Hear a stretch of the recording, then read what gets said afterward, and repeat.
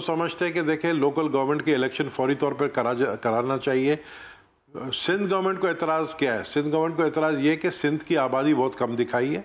Sindh government को एतराज़ ये, आप भी कराची वाले, मुझे बताएं क्या कराची की आबादी 1.5 करोड़ है जो सेंसस में दिखाई थी?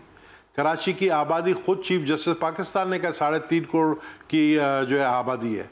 तो इंटरनेशनल सर्वे ये पॉइंट आउट कर रहे हैं कि आबादी जो है 3 करोड़ से ज्यादा है। मैंने कहा ना 3.5 करोड़ की आबादी है कराची की। तो अगर कराची की आबादी 3.5 करोड़ की है तो आपने हमें काट क्यों दिया? आपने हमें आधा क्यों कर दिया? आपने हमें कट डाउन टू साइज क्यों कर दिया?